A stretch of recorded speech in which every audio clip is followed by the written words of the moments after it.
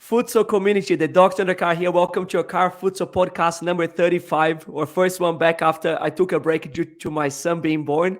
And for our first podcast back, we have Marvin Eakins, Futsal Whites New Zealand national team head coach, fresh from their first ever OFC Oceania Futsal Cup title with a convincing 6-2 win over rivals Solomon Islands. Marvin, welcome to the podcast again, and thank you for your second time now. Thank you, Andre. I know it's an exciting time having a new family, so happy you can still manage to do all the futsal things that you do. Yeah, I had to take a break. I had to take a couple months break. We were meant to do this podcast the week after your title, but I had to cancel last minute, so apologies for that, Marvin. No problem. Looking forward to it. Marvin, we talk for everyone listening to the podcast. Also, before we start, if you know anyone that wants to talk about, has a unique story to talk about futsal, or if yourself have something unique to talk about futsal, you wanna come on the podcast, make sure to go to carofutsal.com.au, fill out the online form, and I'll be in touch. We'll be talking about the 2022 FISU World University Championships, which is the Futsal University Championships, which was in Braga in July in 2022. The main topic of today's podcast is the OFC Futsal Cup, but also Futsal New Zealand, the national team, the main women, everything about the Futsal Whites. Marvin has been on the podcast before. Just before we start, he has been on the podcast before in the number 6, where he spoke about his background, his futsal playing coach experience, and also Futsal New Zealand, the Futsal Whites. So if you have a chance, go back to the episode number 6 and listen to his futsal experience. Marvin, let's start with the university championships. Australia doesn't send teams to that competition. Are we missing out on something cool, or is just another tournament? The university championships is a pretty impressive tournament, in my opinion. It's something that we've identified over here that helped us with our pathway. We almost see it as an unofficial kind of under 23s sort of team, and it kind of ties in nicely with the World Cup sort of cycle as well for us to kind of have a look at players. The beauty of it, I think, at the moment for us is that it's direct entry, so we don't have to qualify, and it's also the teams or the players we're playing against, a lot of them are professionals in the game, so we don't get access to usually to that kind of level, and FISU do a good job of running a good tournament. So for us, it's very important to get there, but there's a bit of work behind the scenes to make sure that we can get the men's and the women's across. You talk about the work behind the scenes, and the direct entry. So that's what I want to focus on. If let's hypothetical situation, Australia wants to send a team, what will be the process like? I think Australia would have a really good opportunity to be involved. So FISU do look at it to make sure that there's representation from all over the world. And at this stage, New Zealand has been the only country that has made it from down here.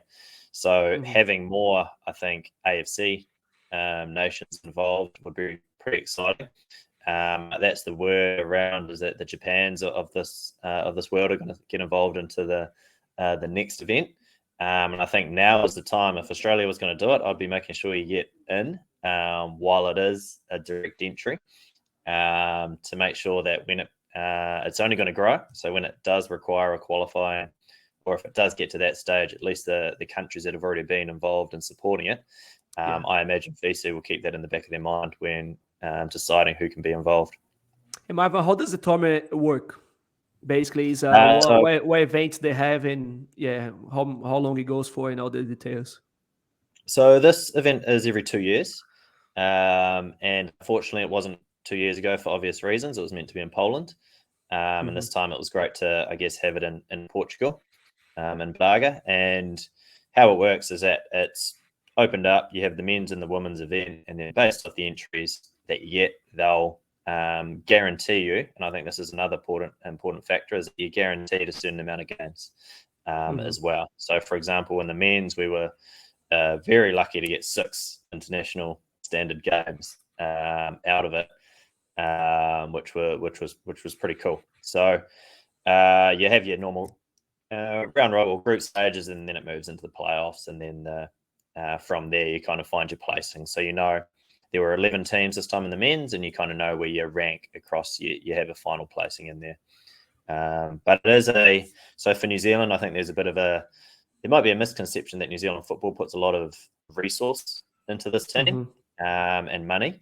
That is not the case. The reality was that the players that were involved, these university students, they all paid 9,000 New Zealand dollars each. So how much? 9,000 New Zealand dollars. So 6,000 euros to be there. Whereas the other countries, from our understanding and conversations, none of them were paying to be there, and some were getting a little bit of money to be there themselves. Yeah, but we talk about the players having to pay, and that's a big talk here in Australia, because we have some organizations that charge the players to go, and some that don't. Pretty much just FFA doesn't charge, but FFA at the moment we don't have a women's national team. We only have a men's, and we don't participate in many events really. What's the feedback from the players having to pay and comparing to the experience that they had? So I think the hardest part for the players, and I really understand this, because that's a lot of $9,000 wasn't what we expected it to be. That was just the cost of flights and everything like that. Just really got a bit crazy there. But it's kind of I think it's hard until they get there.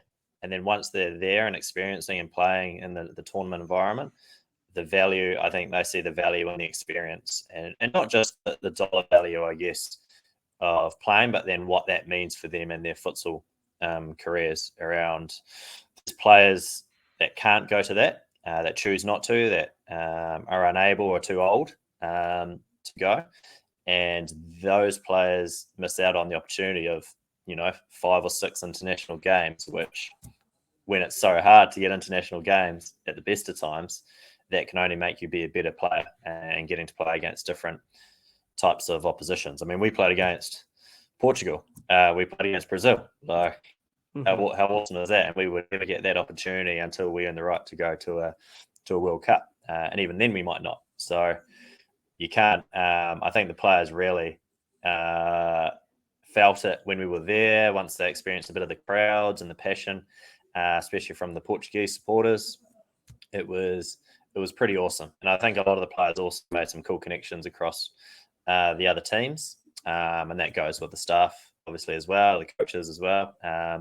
So yeah, it's one of those ones where, yeah, it's a bit of money to get there. I can really understand that. But once you're there, there hasn't been anyone that's come back and gone, I wish I didn't go. I can imagine how valuable the experience would be. I know that some of the Brazilian players, for example, they all play for big clubs in Brazil. They play for Corinthians, for some of the biggest clubs, the Magnus.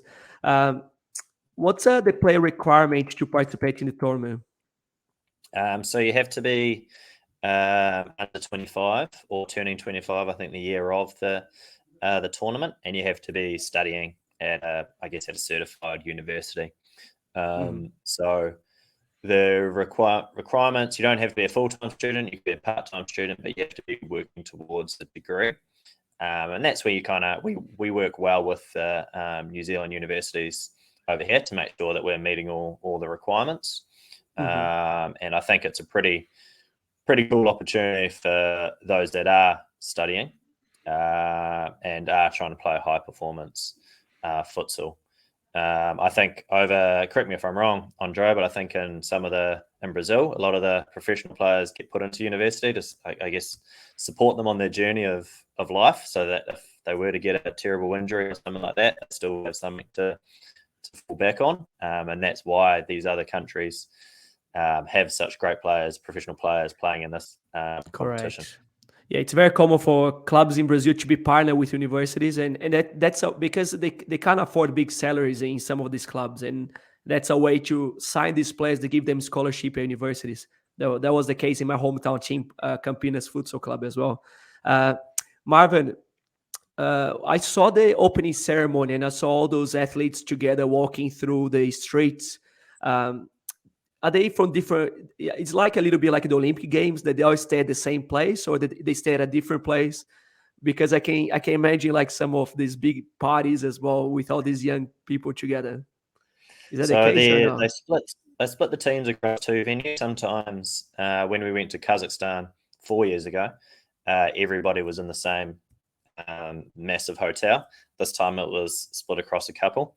And I think the cool thing, and this is important for me, I guess, as a national team head coach, even though these are university students, they're all striving to be futsal players or represent the country or become professionals. So there was, at our end, I'm sure maybe some of the other countries had a bit more fun behind the scenes than we did, but at our end, it was all about preparing for the next game.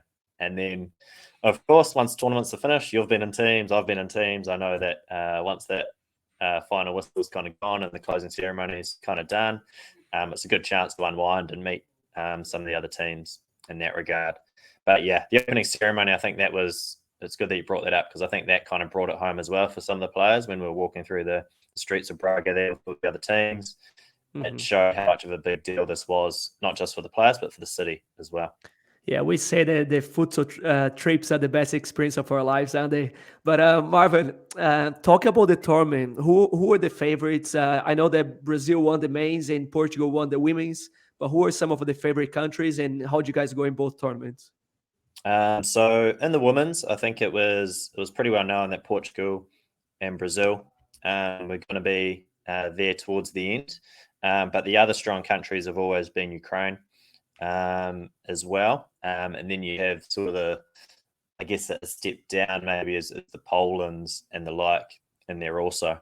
In the women's, through, I guess, becoming the best third place team, the New Zealand team actually made the semi-finals based off how the draw worked, which was pretty tough because I think they came up against Portugal in the semi-finals, and obviously they're talking to their coach. Those Portuguese women are training 3 times a week, and they have a 9-month season. Yeah, where our players they haven't had a season yet for a long time. It's just coming up in the next month, where they'll Portugal get. at the moment, anything they play, they're hot favorites, aren't they? That's it. Yeah, everything they touch, right, it's turned into gold. So they're and they were pretty impressive to watch. But that was a great final. Brazil versus Portugal was a really good final. So our women's team ended up coming 4th, which was amazing for us. And I guess without a Women's World Cup, this is kind of another international tournament that is important for us over here in New Zealand, because it's something we can provide for our players that are the right age to go. And then in the men's, the favourites are pretty similar there. So Ukraine, Portugal, Brazil. I think Portugal played in a bit of a thriller in the semi-final and lost out because they were pretty impressive. And then you get, I think, above that, like you've got the Argentinas as well coming in there, Slovakia. And I guess the cool thing for us as a men's team, I think we've tried to get ourselves out of that let's hope we don't come last situation. And now we've pushed ourselves, I like to think, in the next tier of teams. Not quite ready for the semi-finals stage yet, but I think we'd be disappointed not to be sort of coming in the top 7, top 6. And I think we should have come 6th in this tournament. We came 7th. And the reason being we lost a couple of games that we shouldn't have, in my opinion, to your mates Argentina. And yeah, I guess that was a really good example for us to play at this level. You have to be consistent. When you say you shouldn't, why do you think you shouldn't have lost that game? We created enough to win, and Argentina, the way that they played is they fed off mistakes. So we, in a weird sense, dominated possession, created better opportunities, but whenever we made a mistake, and I think that's the learning for our players, is if you make a mistake at the international level in the wrong areas, it will lead to a goal. And Argentina were very good. That's how they are at a senior level too. So they always play on your mistake. They beat Brazil that way in the semi-final of the World Cup before. Yeah, that's right. So they're but what a cool experience that we don't normally get to play teams like that. And I guess if we had beaten them, we wouldn't have played Brazil in the quarterfinals. But then I look back and go, well, that's pretty cool. We got to play Brazil in the quarterfinals. So it's kind of, you can't have it both ways, where you want to play all the best teams, but you also want to get quite far in the tournament. So as far as our team went, Andre, we were actually really, really happy. We started strong. We beat Israel really convincingly in the first game, and we should have beat Argentina. We pushed, we struggled against Portugal. Portugal broke us down quite well. And then we actually held our own. We were 1-0 down against Brazil in the quarterfinal. And then obviously they were able to change a couple of things at halftime and blew it out to 4-0. But I think a real shift in how we are as a team or as a country is that when we went into the change rooms after the Brazil game, all the players were disappointed. All the players were disappointed to lose to Brazil in a quarterfinal in futsal. And that's just madness, that feeling to me, but it's brilliant as well. And I think it would have been daylight robbery if we had won that game or stole it. Of course, they were the much better team, but we're not happy that we just turned up and played. We're here to try and win every game we play in now. And I think that's, a credit to what the players have kind of put in over the last few years. And now we're starting to, I guess, get a bit more respect around the futsal community that New Zealand's kind of got a way that they want to play, and they've got some individual players in there as well that can cause a few problems. I'm looking from an outside. I can feel that change of attitude. Let's put it that way from New Zealand players, the New Zealand national team, a little bit more confidence. And you mentioned that you have the New Zealand way of playing now. What's the New Zealand way of playing? So we're quite organised defensively. I guess there's no secret there. And what we found is that, we've got a pretty solid half-court defence. We've spent a lot of time on that. And what we actually found, though, was our pressure defence our three-quarter pressure was a lot more effective over in Portugal, for example. And that was exciting for us because that was against some pretty impressive teams where normally we would just sit and defend. Here we were able to cause problems and disrupt other teams before they could get organised. So I think that will be a next progression for us. And obviously it always takes time to make sure you've got different styles of defence, but where we don't give away many goals. I think teams have to earn goals against us. And I think that's a good base for what Enrico and I are looking for from our team. And in attack, we have some key individuals that can create a few things, and we've made a few highlight reels in recent times for some pretty cool goals. But the systems of play of us finding ways to get that forward pass and then how we create from those opportunities. And we've worked hard in the pivot space and trying to work with our pivots to make sure that can help lay that platform. And we're starting to see the reward of that with a few players putting their hands up and going, yep, I can do this job and I can help the team score some goals. Yeah, it's very interesting to hear from you because last time I spoke to you, I remember you saying that you were looking at developing that pivot position, someone that could play as a pivot. And we're going to get to that point talking about Ali in the OFC tournament, how important he was for you guys. But still talking about the futsal university games. Just going back a bit, how you mentioned that this team is a youth team. It's basically a youth team for your national team. What was the process for selection that team? And going forward, what's going to be that team? How important is going to be that team for your national program? So obviously the simple process is we go out to everybody that we know in the community, and I guess everybody in futsal knows everybody in futsal, so we know who's studying, who's around the country, whether the top or the bottom of the country, who's playing Super League, who's within the national team setup, and we reach out. And obviously we have to give everyone a heads up on cost, because that could be a barrier for people straight away. So, for example, there's players that were in the national team that opted out of the university team. So we could have even been slightly stronger going into that. We were fortunate in the men's space to be able to bring all these players into a training environment with the national team to help with our selections around who was going. And we were able to do that over a few sessions for the players. And the women's, it was more of a camp kind of come for the weekend trial kind of process, as well as the other events we have on, such as tertiary futsal champs and things like that. So there is a trial element, I guess, to that. And at the moment, I guess the beauty of where we're at is that a lot of our players are young and are studying.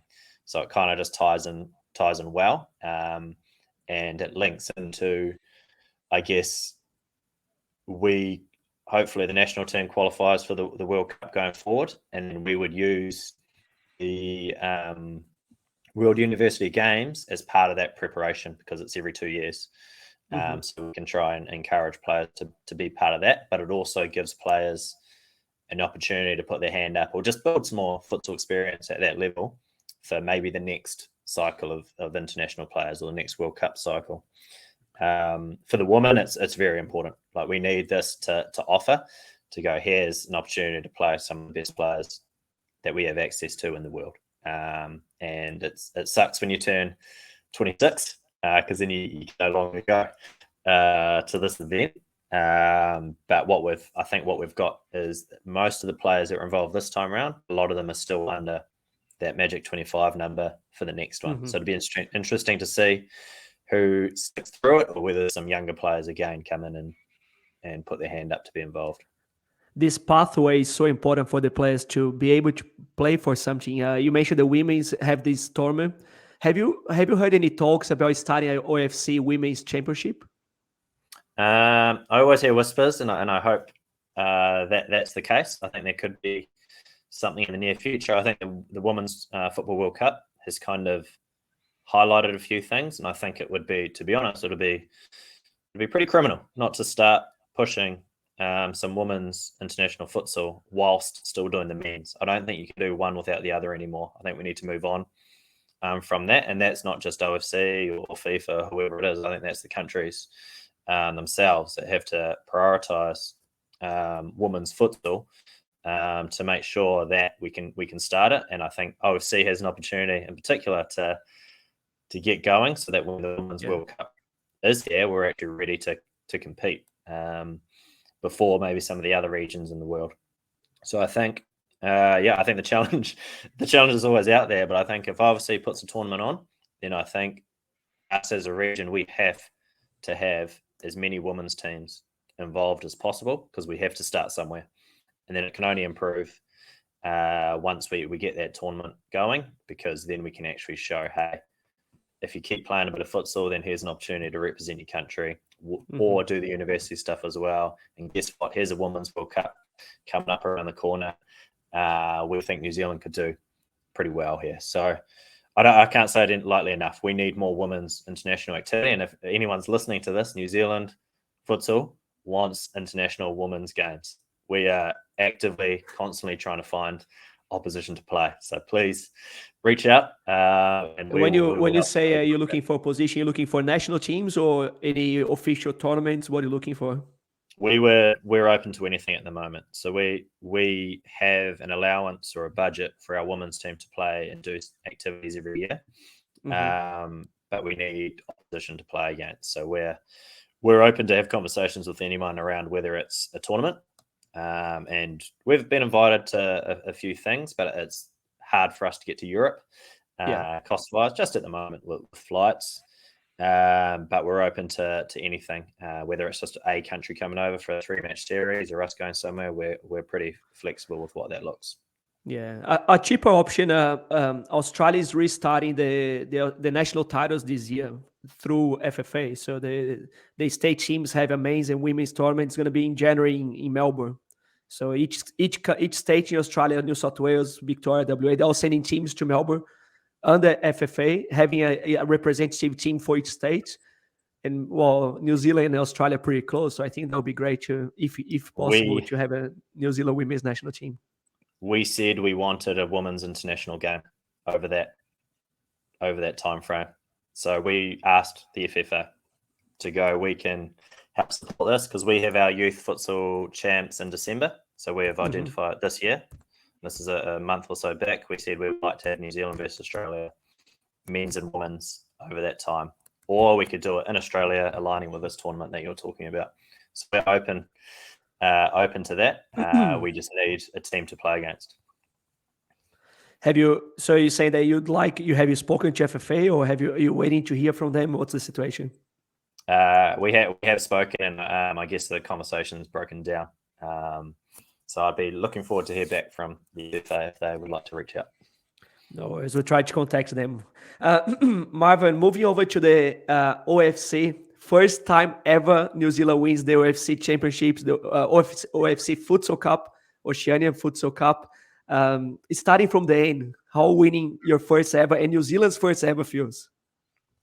Yeah, it was an interesting feeling, Andre, because a lot of this team, 10 of the players were new, so they'd never played before, and it was only myself and one other player that kind of had the baggage, if I can say, of multiple losses against or multiple failed campaigns.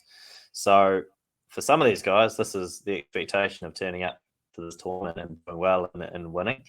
But for myself, I think it was rather than an up in the air, it was actually a sit down in my seat and go, wow, 2008, 2010, 2011, 2013, 2014, 2016, 2019. Not that I'm counting all the times that I haven't successfully been involved, but it was a big deal. Now, I'm not sure if the ripple of that has kind of flowed around New Zealand, even around how important that win is for, I guess, sending a message out that we're here, we're making some strides, and I think the cool thing is it'll wake up a few of the other countries as well, which is only good for the region. If we all get better, then we'll all perform better at a World Cup. So it was pretty awesome, Andre, I have to say. And I guess the weird part of it was having a minute 47, I think it was, of which the Solomons had a player sent off, and we just had to manage the game out. Yeah. Normally a futsal game doesn't feel like that. Normally it's frantic and you're dying in front of goal. So we actually had the relatively most relaxed 2 minutes to finish that, which is pretty rare. So that kind of helped a little bit with those final nerves. You said that breaking, you guys broke something very hard to break, which was there were only 3 countries until that time that won the OFC. Solomon Islands, which is the main one at the moment, Australia and Malaysia, but Australia and Malaysia don't play the UFC anymore. So really, it was, you guys beat Solomon Islands for the first time in a long time. The last one, you guys lost some penalties. How did you manage to pass to make the players understand how important that was, even though they hadn't played? So you played so many tournaments, they hadn't played. How did you manage to show them how important it was, even though they didn't have the experience that you had? I think the main part for the players was that they knew they were wearing the jersey. So when you're wearing the fern, I think that wasn't lost on anyone. A lot of players had already sacrificed a lot as far as time given for training and expense. And some players had paid $9,000 to go to Portugal. And, there's players that had given a lot. So that it was kind of a good understanding there already. And then the realization of the hardest message, I think, to get across to some players is that the international game is just different. It's no matter who you play against, it is just different. Whether it's a Samoa, whoever it is, a Tonga, the game is different. It's harder. And I think once we realized that, then the players kind of were able to tick along, and this group, I think it is a special group as well, because they're very motivated. They're futsal players. They're not people that are dipping in and out of the game when it suits. All these guys are dedicated to representing the country or kicking on for further honours. When you say that the futsal players, the National League in New Zealand goes for just a few months. So then you mentioned the futsal players. Who do you give credit to for being futsal players? It's a bit of a hard question. Time. Yeah, it is a hard question, and it's definitely not me taking that credit. Put that out there straight away. I think a lot of hard work has been done over kind of the last 12 years to just provide opportunities for kids to play more futsal. And I think now we're seeing that generation coming through. And that's the exciting part. So all the stuff I was having to learn when I first started playing, having not played futsal all through the years, these guys already know way more. So now it's just supporting them tactically. Rather than having to work on lots of technical stuff, which is kind of how it was. And I always think of Scott Gilligan. He was doing a lot of technical stuff with us when he should have had the opportunity to just do tactical stuff. So now we get a lot more opportunity for that. And these guys I think they see maybe a future in it, and I guess we'll get to that with some of the players doing other things, but there's a bit more of hopefully a bit more of a pathway or a bit more opportunity to represent your country, and now I think a bit more opportunity to go to a World Cup. And I think once you start thinking about that as a player, whether you're 13 or 29, I think it really drives it home to start making decisions in your life around, is this going to help me get to a World Cup? Is playing social football on a Sunday when I know I've got training on Monday or a game on Monday, is that going to help? Maybe not. Let's make sure I'm so focused on doing what I can to get myself on the plane to the World Cup. It's very interesting listening to you because I had a podcast with Panu from the Finnish national team from Finland, and he was saying that the whole national team they just they stuck together, they became a unit. It was not about money because they were spending their own money to train, they were spending their time, but they decided as a team to get close to each other, to close and focus on their main goal. And I have the same feeling about the New Zealand national team. You mentioned that you guys can qualify for the World Cup next time. This one was not a qualifying tournament, but the next one is. You have to beat Solomon Island again to go to the World Cup. Marvin, just going back a bit, can you mention, going by each position, just name all the players in each position that they won the OFC tournament? So in FISU, we had Logan Wisniewski and Ethan Martin. So both of them are some young players that have come out of the Hamilton region, or Hawke's Bay as well. In goal, we had a young man called Mike Antimonov, who's actually of Russian descent, who's been living in New Zealand, and Patrick Steele was the goalkeeper, who's another young player. And then in the pivots, we had Rahan Ali and Sean McKinty. Both have been playing futsal for a very long time. And then in the flankers, we had quite a few players. Let's hope I don't miss anyone. So we had Oban Hawkins, who had been was one of the 4 players that had been previously. Then we had Geordie Ditfit, Casey Sharplin. Who else? Normally have Enrico here helping me out. So there was quite a few from the Hamilton region. And I think for me, sorry, just to jump around, there was the hardest part for us as coaches was actually when we shifted to not picking players, because there were some experienced players that just missed out. And that was a hard part. It always is, picking teams.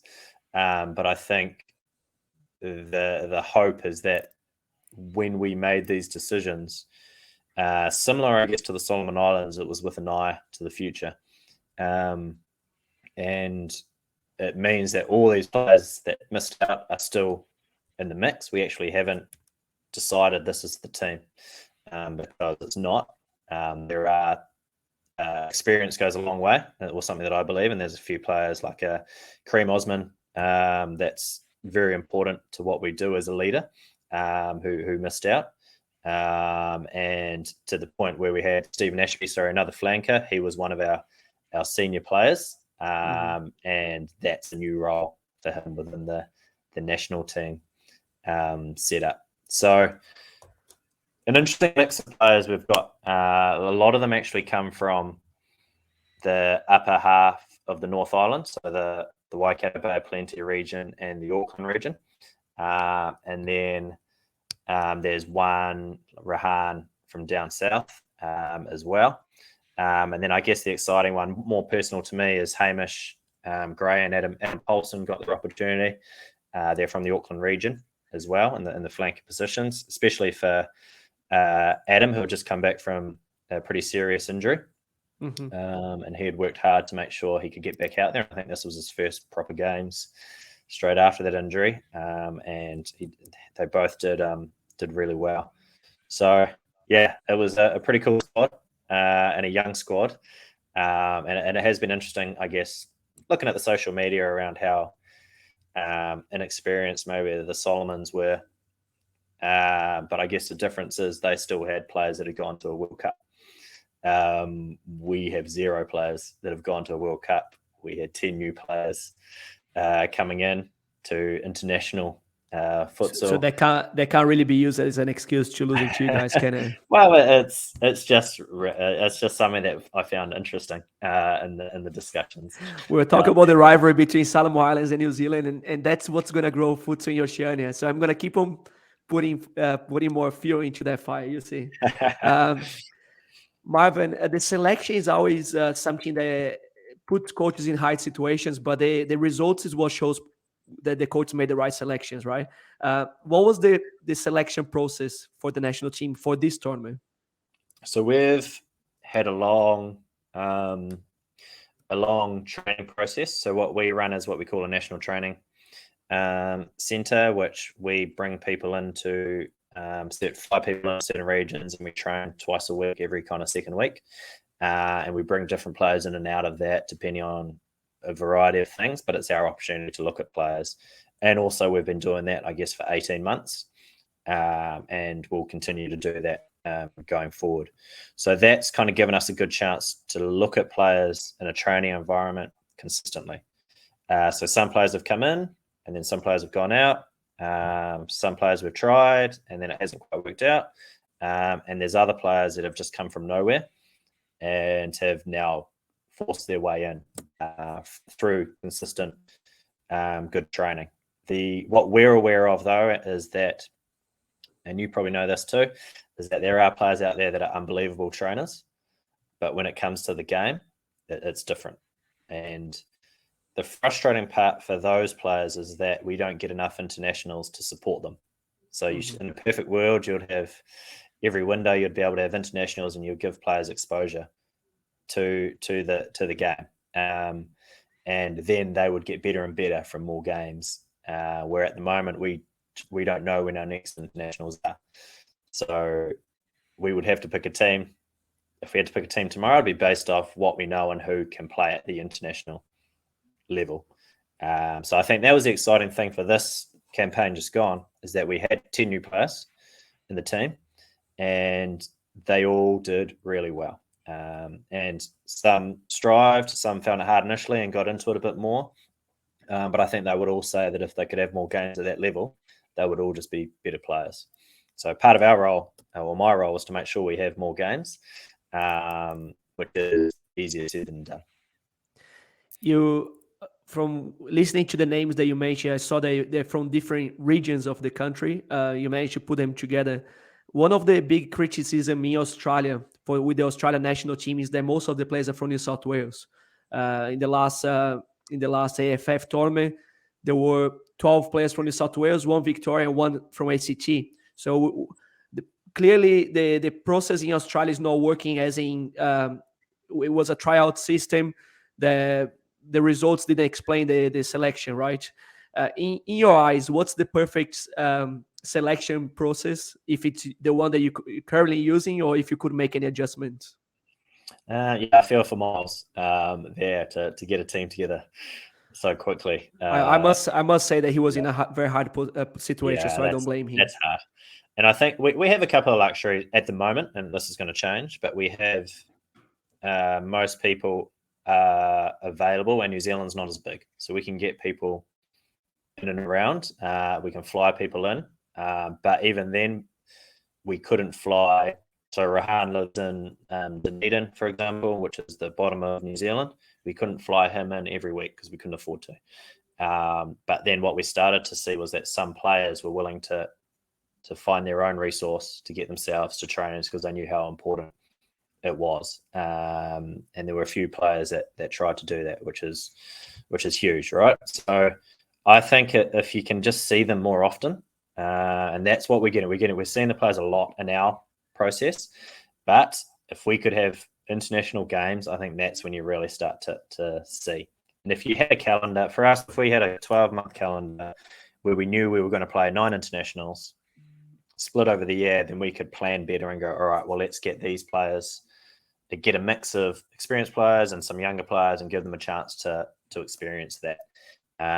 But without that consistent international schedule, I think it's very hard to make the right selections because you just don't know how people are going to handle the pressure of the international game until they're out there. And so that would be, for me, if you can have a good selection of high pressure international games as well as a lot of training opportunities, then that's brilliant. And I guess we're pretty unique in New Zealand because I'd imagine most international teams around the world, with their players playing all over the place, they just get together just before tournaments and go, where we're actually working with them over a longer period.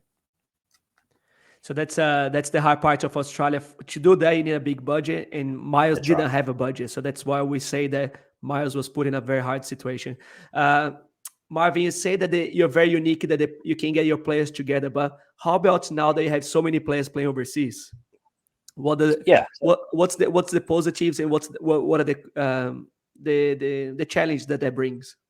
Yeah, so we're going to have at least 3, 4, maybe 5, maybe 6 players that will be overseas. Then we've got some players in Australia as well. So we've probably got about 10 players that aren't in New Zealand that we would generally be bringing into the mix. And the challenge for that is that we just don't get time with them to get everybody working off the same page all the time. But I think the downside of that is way outweighed by the positives of players playing overseas in whatever environment it is. So hopefully they're obviously playing professional environments with world-class coaches and they're learning more about the game, different styles, playing with different players, having to defend different players, having to have language barriers maybe as well and learn as people, dealing with difficult situations. But if I could have every player playing overseas, I would, especially if I knew they were in a good environment with a good coach and they were training regularly. And that's, I think, the beauty of these guys that are over there. They're training 2-3 times a week and they're getting a game on the weekend where we're training, and then maybe we'll get a game at some stage. And players trying to keep players motivated just to train is hard work because we all want to play. So that's it. So I think it's brilliant that these guys are over there. I think the challenge for them now, for everybody that's gone overseas, is how adaptable are they when they come back into how we play as a national team when we call them back in. And I think that's any professional futsal player, is that if you get moved to a new club, straight away you have to be able to adjust tactically to what that coach is looking for. And I think in the past we've had players come back and go, no, but we do this over there. And head coaches, Enrico and I, would be like, that's great, I'm glad you're doing over there, but right here and right now with this team, you're doing it this way. And in a men's space, I think we have to be quite direct with the national team around that. But we have to learn as well as coaches that they could be bringing back some pretty valuable information if we can understand the context of what they're talking about and why. It just takes time, right? So Enrico and I are always learning. And I guess the beauty of this is hopefully we can build our network as well as players go overseas and we can start linking in with more head coaches around the world. Marv, are you open for ideas coming from players during training sessions and games? Yes, I will listen in the right time. So during a game, not necessarily. Unless, I'll listen, but I'll quickly listen and move on. So players have to understand that I will say no if I disagree for that moment. It's my job on the line, I guess, at the end of the day. Of course, yeah. But in a creative, I think players are very creative in what they do on the court. So I think sometimes their thinking is very creative as well. And when you look at set pieces, like what a great opportunity for a player to go, I've seen one, and in futsal, this is the beauty of it. You can see one on YouTube or on Instagram and go, actually, that's quite a cool one. Can we try that, coach? Yeah. And we'll look at it and go, yeah, maybe we can. Why not? And if it works, it works. If it doesn't, cool, we'll bin that and we'll go on to something else. But very open to the biggest thing with players is that they want to try something, but they don't understand why or when the set piece will work against an individual defense or zone of defense. They just want to try the set piece for the sake of trying, isn't it? Yeah, and there are a lot of Instagram players out there, and it's great that they're watching futsal, and they'll do something that I've seen as well, just something that's gone viral, and all of a sudden a player will start defending by having their head down or whatever, and their hands on the back of the pivot or whatever it might be. Yeah. But I think there's been some good moments. And I think there's some players that are very individual and look to take players on, which is great. But there's times when they've seen it overseas and it doesn't relate to maybe playing against a deeper defense because the spaces aren't there. But when they've seen it, it's when the team's being pressed. So I think, oh, great, they take the player on, there's lots of space. So it's just having those discussions and I think helping the players understand that, yes, that's correct in this situation. But in this situation, it's probably not the best option.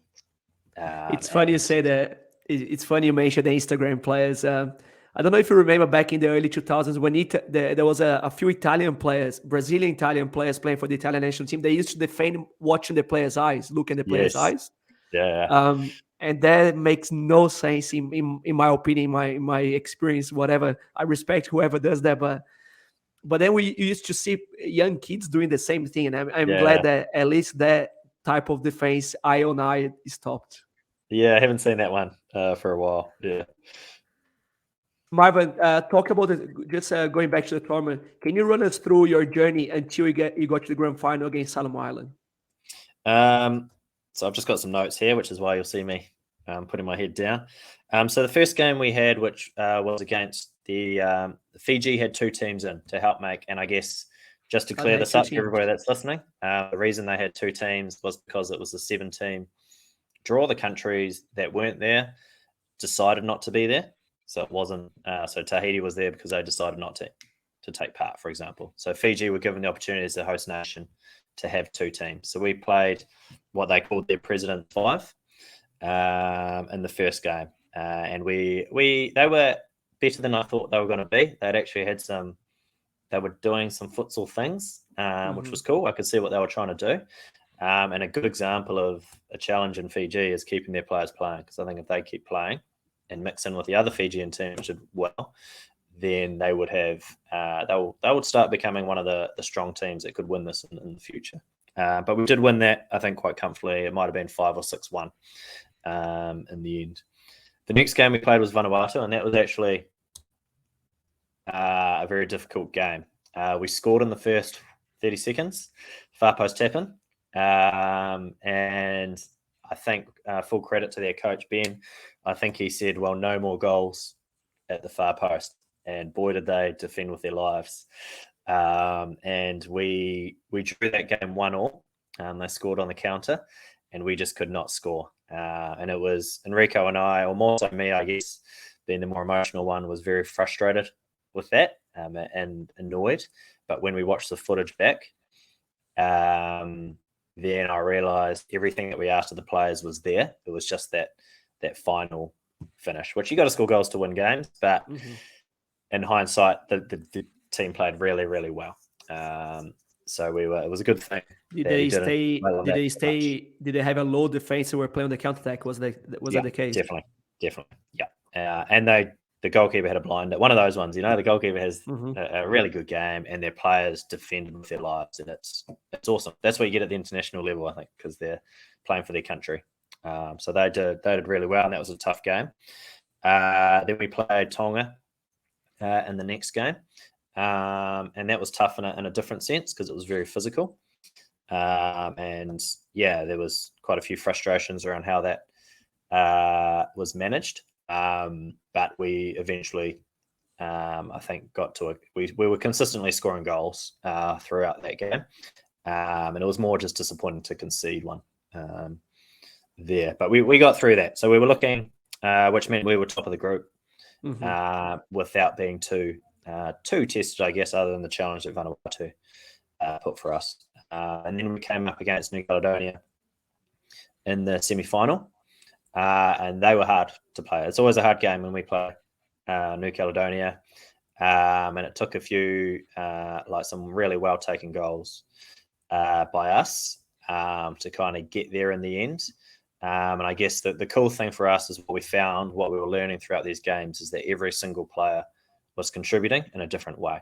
So if someone else wasn't being effective in a game, we were able to bring the next 4 on or the next couple of players on, and they were offering something different. And I think that's what we haven't always had, is that depth of where we've got 14 players that can all impact the game positively. That was an important game for the team going forward now. Yeah, because we had, up until this point, we had gone through purposefully, we'd given everybody pretty much evenish game time all throughout. We had a couple of injuries that we had to manage, but it was important, I think, that everybody got to play a good amount of minutes to show what they could do, because the long-term goal is obviously next year and getting to the World Cup. So that was a good game, and I think it was important to have that hard game in the semi-final, and it was a good chance to, I guess, get through that. And this whole time we were kind of keeping an eye on our friends, the Solomon Islands, just seeing how they were going through the tournament. So it was exciting.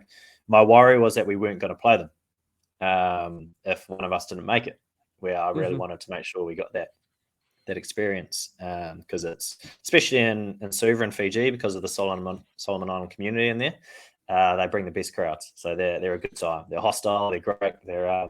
So it's important for the players to experience that. Adds to the pressure. So we got to the final, and we started really well. I think that was important. Our defense prevented a lot for them. I think that if they were honest, they found it hard to break us down. And then when we got into the attacking third, we were able to create and we were able to score. And I think the first goal was pretty direct from Mike, the keeper, through to Geordie, who was able to do a nice touch and then rolled it into the bottom corner. So the goals were we were clinical in that game, but it was a tight game. It was the first time I think a team had pushed us back, where we weren't able just to press them and disrupt a team, and they did well once they got their flow on to create opportunities for themselves, and they took a pretty good first goal, and then I think we got to the half 3-1. But I think if they're honest, I think their discipline let them down, which I'm not sure where that stemmed from, their frustrations. But we were, as a team, we were always above that, I guess, and we never got involved in anything that wasn't going to help us win. So we were able to keep players on the park. We had no one sent off, even when it was there were some pretty not very nice moments in that game, I can say. And it's, in the end, I guess it helped take the pressure off a bit, because we were able to get a 10-minute penalty. You know, there was things that kind of, we were only playing against 4 players. It kind of, the second half still kind of fizzled out, and we got to 6-2. They scored a soft goal, so another thing that we can be like, all right, well, we need to prevent those. But as far as the final went, it certainly had its moments, but especially at 4, maybe it was 4-1 or 3-1, because we had been there before in 2019. We had been leading. And for me, in the back of my mind, there was that concern of, okay, we've been here before and we know the Solomons don't give up.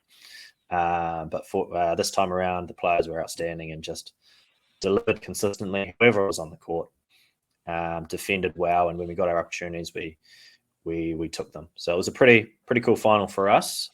And I like to think we've awoken the beast a little bit, and it'll be cool to see what, well, I've seen some things, but to see how they progress that themselves, plus New Caledonia, plus Fiji, Vanuatu, and Tahiti are always strong. So I honestly think, I think I've said this before, that all things going to plan, any one of those countries in theory could win this tournament. Comparing to the 2019 grand final, when you guys lost on penalties, what were the main points that the team has improved since then to be able to beat them this time? I think we were just much better in possession. What we found last time was that the Solomons really pushed us back, and we ended up defending deeper than we should have been, for no real reason. This time around, we were able to hold our half when we needed to and cause turnovers a lot more. We weren't able to do that previously. And I think that the exciting thing for me is that individual brilliance that the Solomon Island players have wasn't a factor in this game. I think our players can take heart in a 1v1 situation. They're fine. They're good defenders. They can deal with it. And they've proved it because no one was beaten 1v1 at all during that game. And that's always been a concern in the past because those guys are unbelievable once they start getting into the flow of their things. So that was probably a big one. And we have to say that they didn't have some of their experienced players in the team. So that must have had an impact when things weren't going well for them. Those are the players that they would normally lean on to get them out of it. And I guess they couldn't do that this time. Can they in the future? I don't know. I guess that's up to them and where those players are at going forward. But I guess the exciting thing for us is that all our players are young. They've got a tournament under their belt, and we've got players that weren't there that didn't make the team that are very disappointed they didn't make the team, and I'm sure they would have done just as well. And when they get the opportunity, they want to prove me wrong and show that they're more than ready to play at that level. That winning mindset, something so important to getting used to winning and being used to winning is so important, and it's so hard to change the attitude after. Marvin, as mentioned before, you were the fourth country to ever win the UFC Cup. These qualifiers didn't qualify. This tournament didn't qualify for the World Cup. The next one is. How do you currently see Futsal in Oceania? I think it's kind of a now moment, I think, for Oceania, because this tournament is obviously a very good one and a very competitive one. And if we get all the countries there, then it's great. Even like there's talk of more countries coming in for the qualifiers, which would be awesome if we can get 10 Oceania teams playing, and that's great. More games is what we need. But I honestly, I do believe that this region is strong in futsal, and it just needs the opportunity to get more games against different opposition around the world. And I guess we're lucky in New Zealand that through the university pathway, maybe we've had access to that, and the Solomons have had access to that through qualifying for World Cups and getting invited to various tournaments. Some of these other countries haven't had that chance, and if they did, it'd be great to see what they could do. So I think we should be pushing each other, and I think we should be pushing each other a lot more with more games against each other. We should be learning how we all play a little bit more so that it forces us all to change and adapt what we're doing. And I'd like to see, I guess, a bit more focus probably in the coaching space in the region, tactically, to not just coach a team, but also to, I guess, coach a team and adjust a team during games and prepare do their research around who they're playing against and use the technology that's around to help improve their team's performance. What's the current requirement to coach a national team in the UFC? I don't think there is one. I don't think there is a requirement. We have the OFC Futsal C license in the region. That's the highest qualification we have access to. There's talk of a B license coming in. But I would say that most of the coaches that were there have attended or do have their Futsal C license, which is good. But for me, that's what all the youth coaches should have in the region, and the national team coach should be a lot more. I'm not sure what it is in AFC. Is it an A license or a? I believe the to coach in the national team is a B license at least. B license, yeah. I believe, and nowadays a C license too. But license is just a paper. Really, these coaches should be experts of the game. They should be studying the oppositions, as you said. Yeah, studying and learning and just gaining more knowledge, watching more games, watching around the world, but remembering that OFC is a different region and we have to tailor our coaching for our players. But yeah, I think all coaches can be doing more. Problem is none of us are full-time professionals. So obviously you're doing it for the love of the game at the moment, which can be hard. Do you already know when where the 2025 OFC will be hosted? So there's going to be a bidding process, which I think is already underway. Just the whispers that I know of is New Zealand has put their hand up and said, yes, we would like to host. I'm sure Fiji, again, would like to host. Solomon Islands with their new court, I'd imagine they would love to host, and maybe New Caledonia again. But we've never had a bidding process before for this tournament, so I'm excited that there's, I guess, a bit more transparency around who hosts, and some, I guess, a bit more criteria around what the courts, what the facilities should have for a level of this, or to make sure the standard is high for this tournament. The court for this last time did look good, but you mentioned the criteria. Have you had any issues in the past with stadiums and facilities? So to be blunt, the Fiji court is slippery. It's very slippery, and they did a good job on the finals day. They were mopping between games.